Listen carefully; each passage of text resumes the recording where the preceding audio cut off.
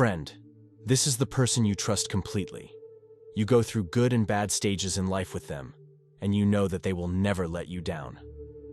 My name is Jeremy, and this is the True Crime Chronicles channel. Today, I will tell a horrifying story about friendship. The way it ended shocked the entire Mexico.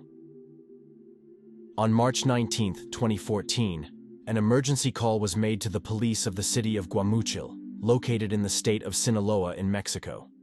On the other end of the line was the broken voice of a man asking for help for his daughter.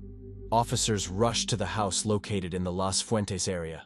Upon arrival, they noticed that the front doors were wide open.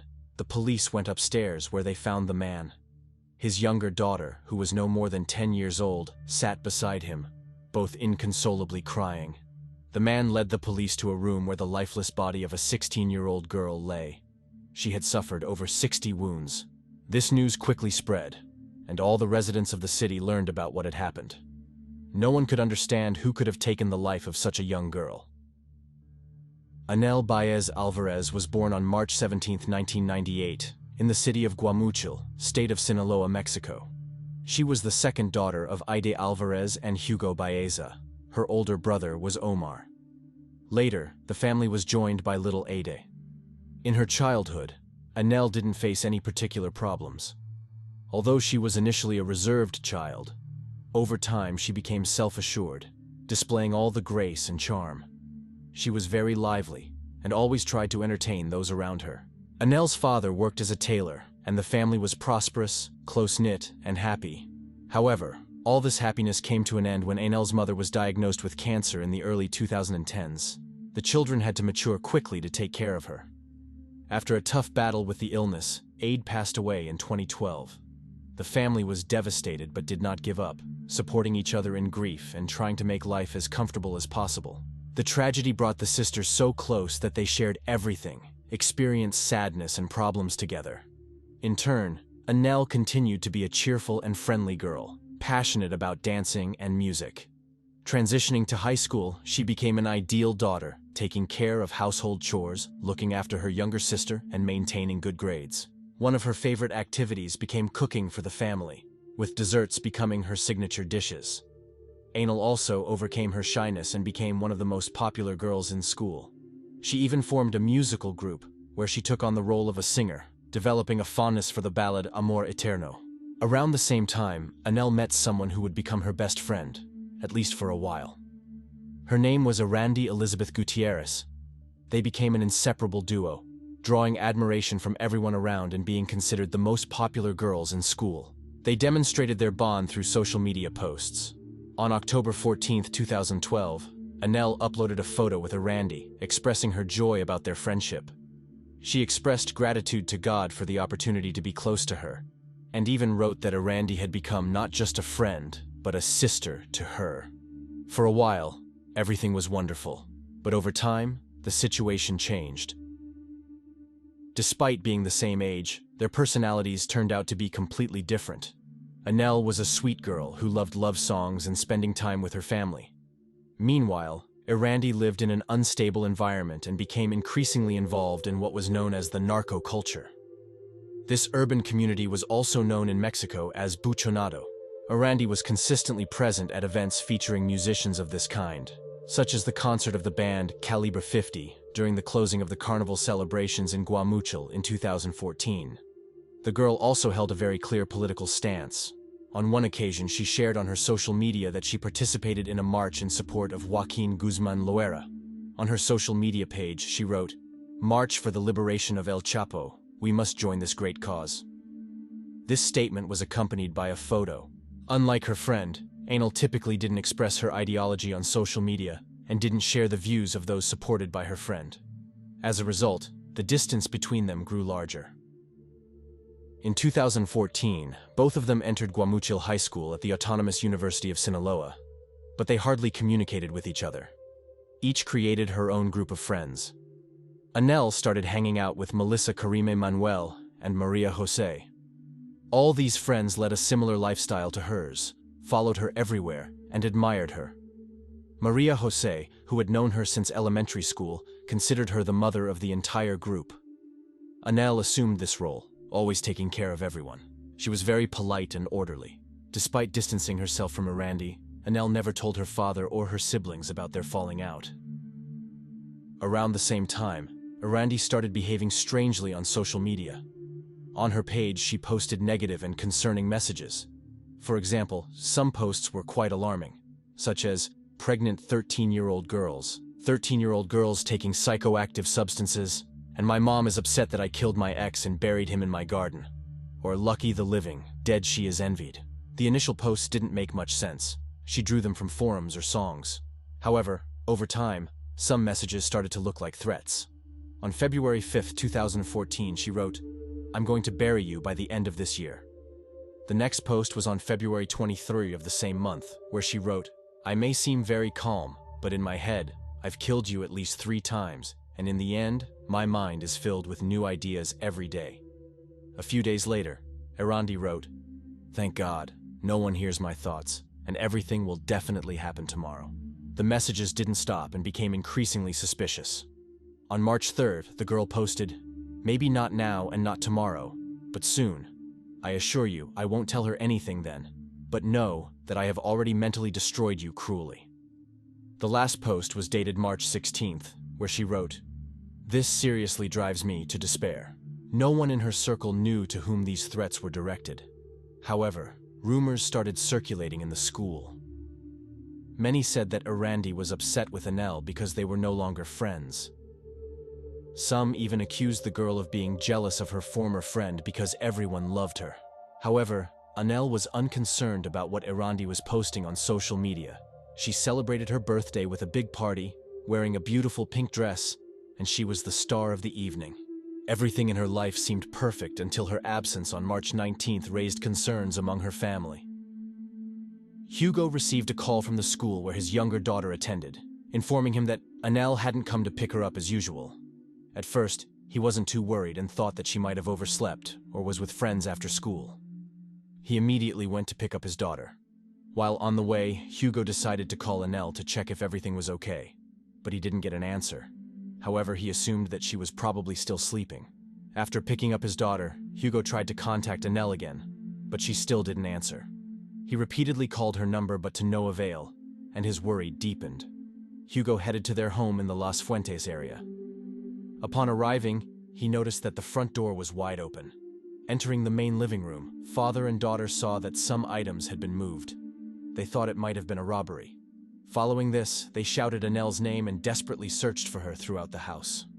Not only did she not respond, but they couldn't find her anywhere. Finally, Hugo reached her room. He tried to open the door, but it was locked, which raised his concern. He knocked several times, but Anel didn't respond. Hugo then broke down the door. What he saw in the room took his breath away. Anel's lifeless body lay on the floor, with numerous wounds and bloodstains around. He immediately called the police, who soon arrived at the house. Seeing the crime scene, the officers initially thought that a very strong person or a group of people had committed the crime. Although there were bloodstains in the room, they were minimal. It was evident that the assailant had tried to clean them up. Later, during the autopsy, the forensic expert determined that Anel had sustained a total of 65 stab wounds. Officers were convinced that the attack was carried out by someone who harbored strong hatred towards her. Moreover, the doors and windows were not forced open, leading detectives to believe that Anel knew the assailant and let them into the house. They even speculated that she might have arranged to meet with the person that day. However, when they checked her mobile phone, they found nothing. Anel had not invited anyone to her home. It was more likely a chance encounter. Since there were no surveillance cameras in the area, officers decided to interview neighbors. A few of them claimed to have seen a slender girl with black hair leaving the house. These statements narrowed down the pool of suspects, and the investigators were no longer looking for a man or a group of people. Following this, officers began questioning Anel's close circle. All relatives had solid alibis, asserting that the girl had no enemies, was very friendly, and they couldn't imagine anyone wishing her harm. However, detectives became interested in a post on Arandi's social media expressing shock at Anel's death. Some people expressed their condolences, but others started pointing fingers at Arandi as the murderer.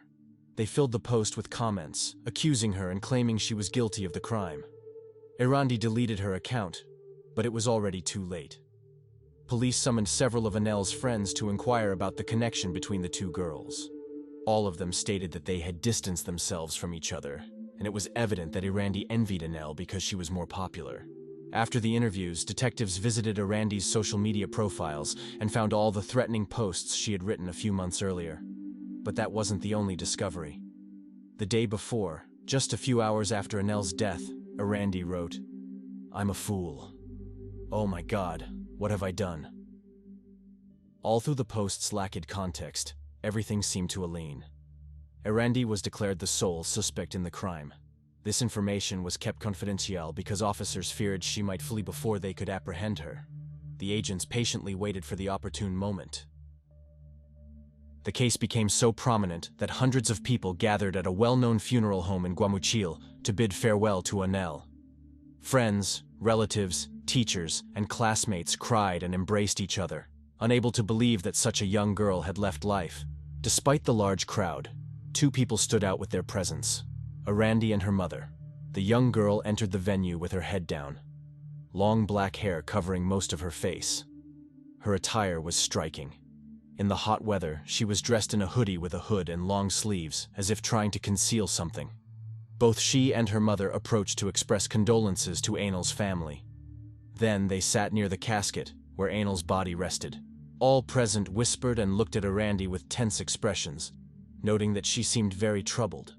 A few minutes after her arrival, officers approached her and, in hushed tones, asked her to follow them to the police station.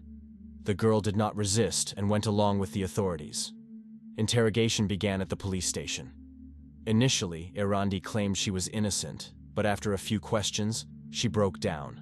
She lifted her hoodie, revealing scratches and bruises on her arms and torso. The girl confessed that Anel inflicted these injuries on her when she tried to defend herself. In December 2013, Anel posted a photo online with Erandi, where they were captured hugging, smiling, and partially undressed. Erandi didn't like it because Anel did it without her consent.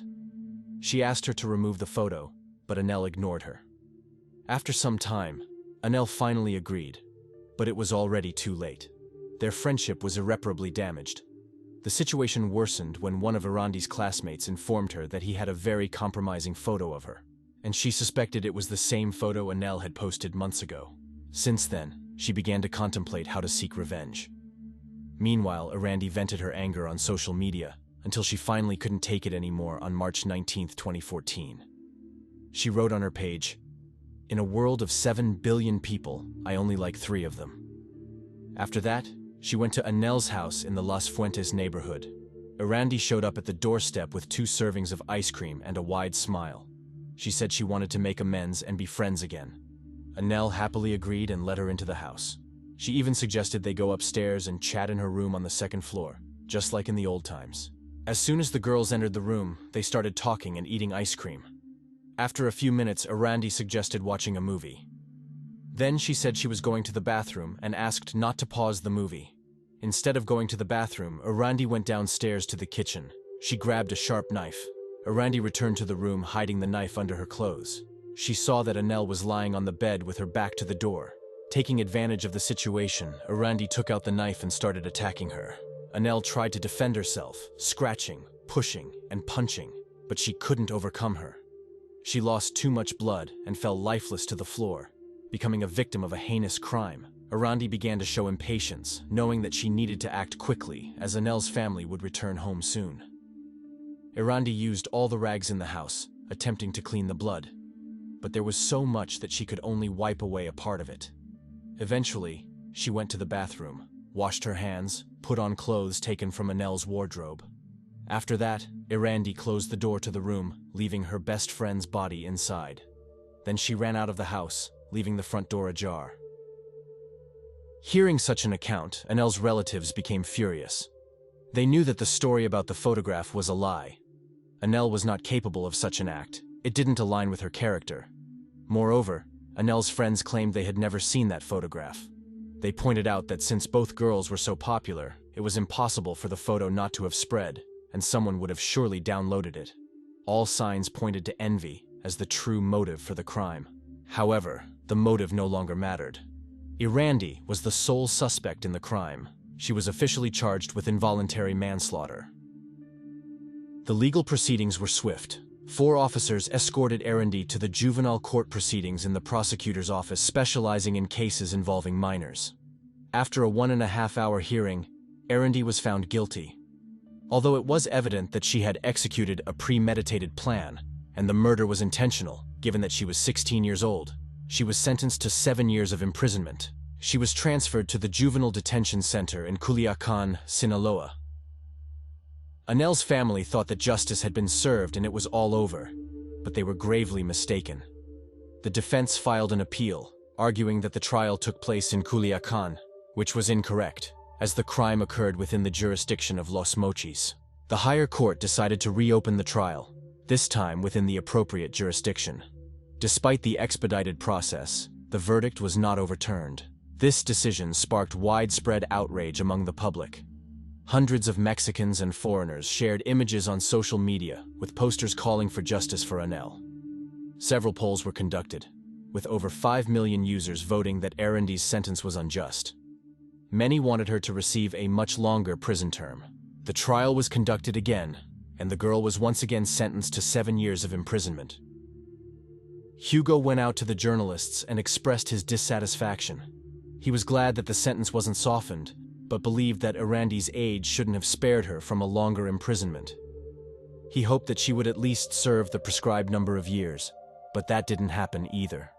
On July 6, 2016, the girl's sentence was reduced to 5 years of imprisonment. It was also decided at the same hearing that, in case of good behavior, she could be released earlier. State police officers had to close the courthouse gates as dozens of journalists wanted to photograph her. This case became one of the most high-profile in the country. Hugo was not informed about this hearing, which caused him strong outrage, and from this point everything became even worse. On Friday, September 23, 2017, another hearing was held to analyze Irandi's behavior in connection with reforms in the federal juvenile justice law. The girl was released. She served only 3.5 years out of the initial sentence. Leaving the court, Hugo was extremely dissatisfied. He was convinced that he witnessed a great injustice. The man expressed regret that legislative reform seemed to benefit criminals rather than victims. It seems that this is the end of the story. If you found it interesting, please like the video and subscribe to the channel. Also, don't forget to share your opinion in the comments. This was Jeremy. See you in the next video.